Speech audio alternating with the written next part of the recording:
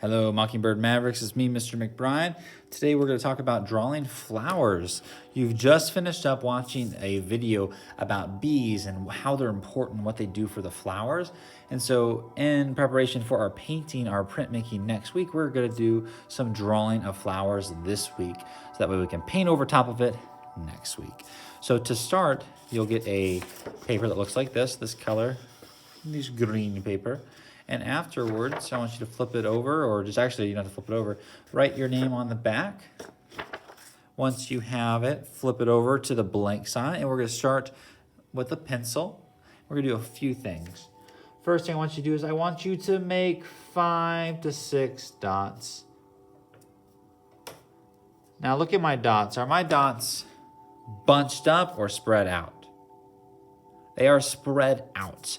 That's because each of these dots are the center of their own flower, and I don't want them to get too squished. Now, if you notice you have lots of open space after you're done, yeah, add more flowers. But we don't want to add tons of dots. We're not drawing stars, we're making flowers to start. So there's a couple, what this video is meant to do is to help you figure out what type of flowers you want to do. You don't have to follow along with me. You can just look, see which types you like, see how I tried it, and then afterwards you pick the ones you want. But I do want everyone to make 5 to 6 dots. Spread them out. Now I'm going to, using my pencil, I'm going to draw shapes around my dots. You can see what I'm doing for this one, this curved flower, is I'm just going from the dot I go out, curve, back in, out, curve, back in, and I keep going around. If there's ever a time I make a mistake, like right over here, I have a little bend that I wasn't really wanting, you can just erase it. That's the joy of the pencil. So make sure you're using yours. If I ever have awkward space, like my flower doesn't have very much room right here, I'll zoom in for you. If my flower doesn't have very much room, all I can do, I don't have to go to the center, I can just pretend that there's a petal behind. And I'll just draw a curve right there, and it finishes out my flower. Now my flower is floating in the air, so I'll add a stem. Oh wait, he's still floating in the air. So whenever you make a flower in any of your dots, I want you to not just make a stem, but have it go all the way down to the ground. And the ground can be this bottom part of our page right here. So my flower, I created it with the dot in the center. I made a line that brought it back down. And now I can start a new one. I might start one right here. This one, I might say this is my center of my flower, and I might do a zigzag. This would be a different type of flower. And at the ends of my zigzags, I'm going to do a U. For those that don't know, this is a tulip. Now at a certain point when we're going to color these, maybe I don't need my dot anymore. And if that's the case, that's okay. Now I'm going to take this, and maybe for my tulip, tulips don't normally have this, but maybe on my way back down, I do a wavy line. And I do it ×2 because my stem has a certain amount of thickness to it. Bam. And now my tulip, not only does it have an interesting shape, it also has an interesting type of stem that comes back down. On the end of your stems, you can draw leaves. You can draw ones that are round. You can draw ones that are pointed. Right? It's whatever you want. Now, some of my flowers, as they come back down, they might get in the way of another type. And if that's the case, then I'm just going to show it partially. I'm not going to show it the whole way.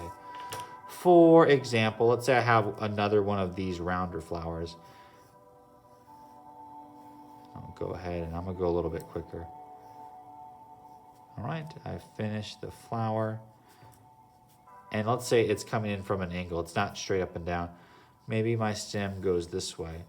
But if I go this way, it's going to cut through my thing. I don't want to draw on top of this, or I could, but another option is to act like it's going to go through it and then just start from where it would start next. So it would go here, and it would start up here again. And then it would go to the ground. It'd go here, and it wouldn't start till here. And now I have something that's overlapping me. Something's in the front, something's behind. And that way it seems like it's more real of worlds. Now, not all of your things have to do this, but it's a cool little art tip if you want to fill the space in an interesting way. So I would continue moving on and fill the flowers, try different types. After I do the drawing part, I'm naturally going to want to grab a Sharpie. If you don't know where Sharpie's at or you don't have one, you can go to the back counter and grab one. I just ask that when you're done with your Sharpie, put your lid on and put it right back on the counter. We're not going to use the cart anymore, guys. We're going to put everything we get on the back counter. So I want to outline all of my pencil lines. Now, Sharpies are for outlining, not for coloring in, okay? So once I'm done outlining with my Sharpie, I can begin coloring it in. If there are some parts that aren't colored in by the end of the day, that's okay.